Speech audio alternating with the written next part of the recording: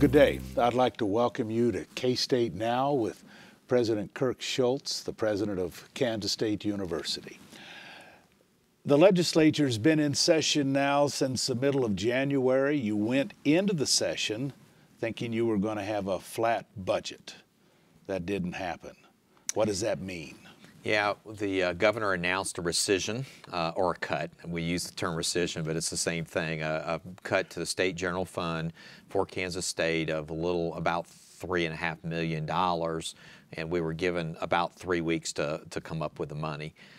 So what we've done is we've taken several supplemental programs that were funded last year.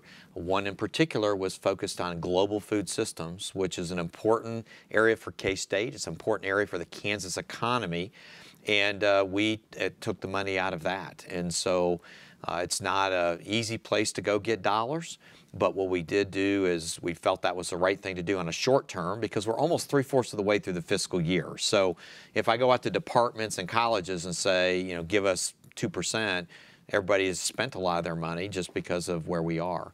But what that's going to do is going to put Kansas State at a competitive disadvantage to Iowa State, Oklahoma State, Nebraska, other land grants in this region. It's going to mean that that's $3 million worth of research that we're not going to be doing, that we could be doing, that directly relates to Kansas agriculture and our ability to be competitive in a worldwide market. So there'll be some people who go, well, gee, you know, you took it out of something supplemental. Is that really hurting? It's really an opportunity lost for K-State and for the state of Kansas. When you say revision and you took this money out, did you have to give money back to the state, or did you just have to find places to cut? No, we had to essentially write a check back to the state for $3 million. So that's what we did is we looked at this year's grant money that was coming in around global food systems, next year's grant money coming around global food systems, and had to revise back what we were going to do. But part of that dollars are in this fiscal year, so we already had them at Kansas State University, and we essentially told a bunch of people we're not going to be able to fund things that we need to, and we're writing a check back to Topeka. Now, I think one of the things that a lot of people do not understand or realize is how much money universities like Kansas State put back into the economy, not just in Manhattan, but the entire state, don't they? Absolutely. And just a couple quick examples. So we do about $180 million worth of research a year as an institution, and a lot of those dollars come from outside the state of Kansas. And they come into K-State, and guess what we do? We use those to support graduate students. We use them to support postdocs, some faculty and staff. And guess what? All those people are paying taxes.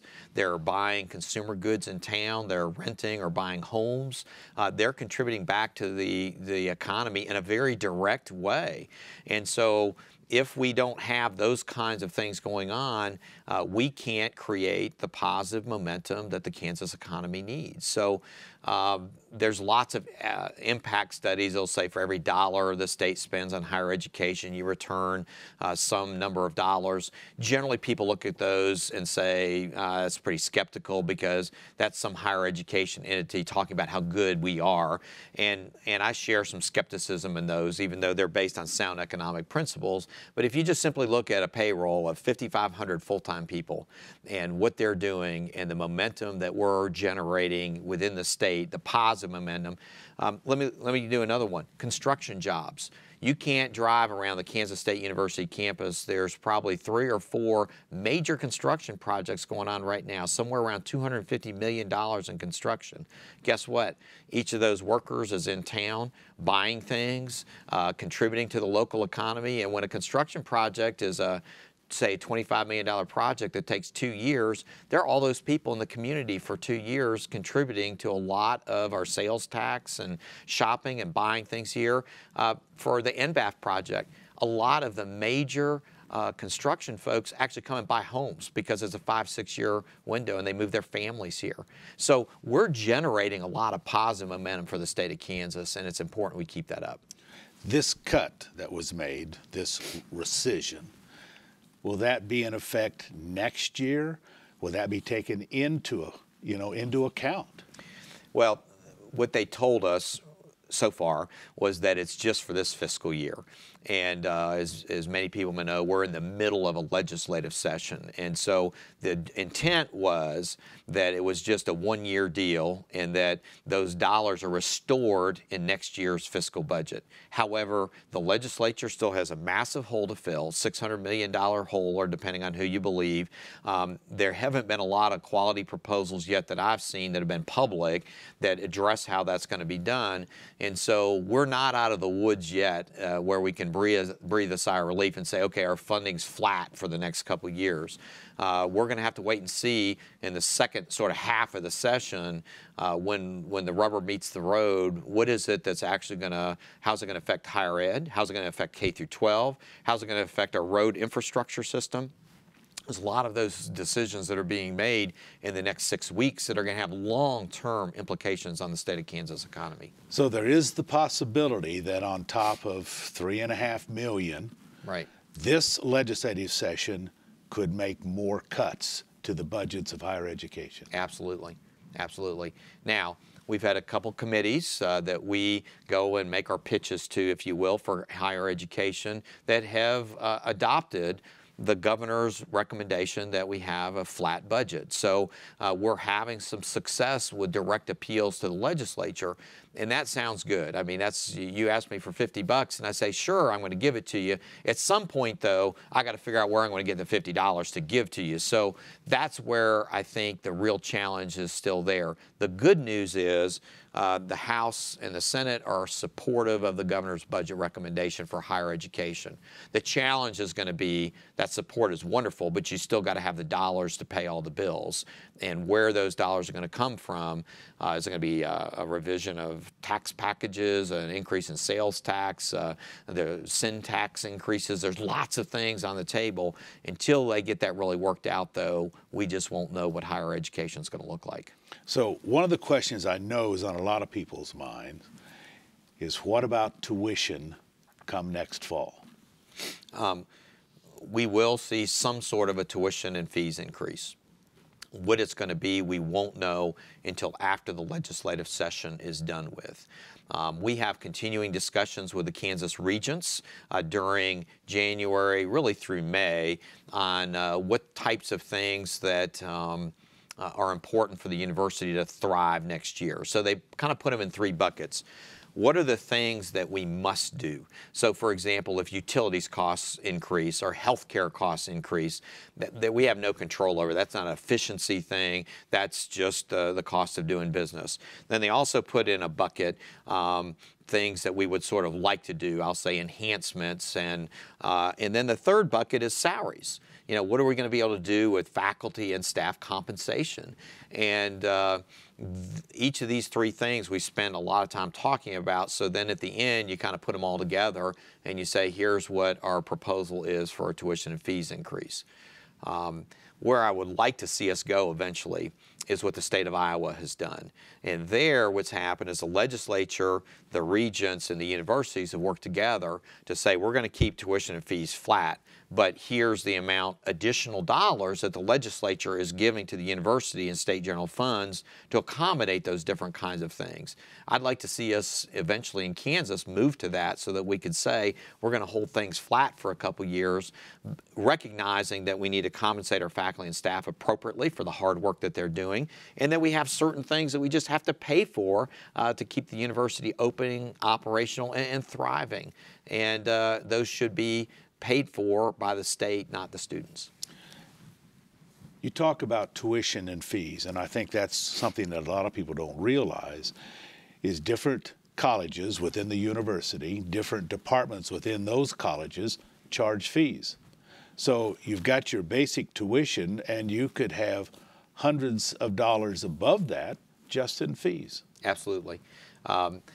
And eventually maybe you go to a differential tuition model, which is you recognize that it costs us more to deliver a degree in chemical engineering than it might be to deliver a degree in the liberal arts. That's nothing about the quality of the faculty or the program or anything. It's just the expenses of some of the laboratory intensive degree programs could be much, much higher than the ones on campus. So really what we're doing, on a lot of those fee-based things is we're recognizing the fact that some of the degree programs cost a lot more to deliver than others. And so in a way, consumers need to know what it is that if I'm going to get an engineering degree from K-State, that's going to cost more than getting another degree in a particular field. So what I worry about is making sure that families understand what that is so that they don't go, well, I thought I was paying, X dollars, and then, wow, I get this bill for X plus a bunch more. Where'd that all come from? We have to make sure that everybody understands what the cost is to attend a year at Kansas State. Things seem to have changed, and I realize times have changed. When I went to Kansas State University first semester, I paid less than $150 total for everything per semester. Lots of people who are in office now, who are working in Kansas now, did the same thing. We went to school on the taxpayer's dime. Why have things changed so that doesn't seem as important now as it did then? There are a couple of reasons why I think it's changed. Across the country, we're seeing states are not investing in public higher education the way they used to. I think some of the different social programs and things in many states are taking up a larger percentage of the budget. But the flip side to that is higher education's done it to ourselves, right? So we take a 2% cut, and I'm an elected official, and I drive by the campus and I see 5 cranes there. I go, we just cut them. I mean, obviously, it's not hurting them that much. Look at it. They're building buildings. They're doing things. My son or daughter went to school, and they have an excellent professor in front of the classroom. So part of it has been that as higher education has slowly been cut over the last 20 years, we've been creative and innovative, and we figured out ways to do things so that we minimize the impact to the students. So in a way, we've been our own worst enemy. If they had done those cuts and all of a sudden we shut our buildings and people, instead of a class of 50, are in a class of 800, then they're going home and saying, my God, the educational experience I'm getting now is much worse than it was some number of years ago. And so what we're doing is seeing a shift of public higher education. Who funds public higher education is gone to the students and private philanthropy as opposed to the state. That's the shift that we're seeing nationally. And people that watch this may argue, well, boy, we would expect the president to be arguing that we ought to shift back. Some of it is our campus leadership has to be pragmatic.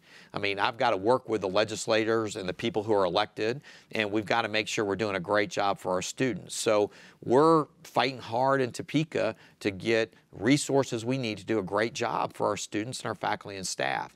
But on the flip side, at the end of the day, you still got to make sure we're delivering things that we need to, and that's why we're spending so much time raising private dollars, and we see those tuition increases. Okay, thank you. Dr. Kirk Schultz, the president of Kansas State University. I'm Richard Baker, and this is K-State Now.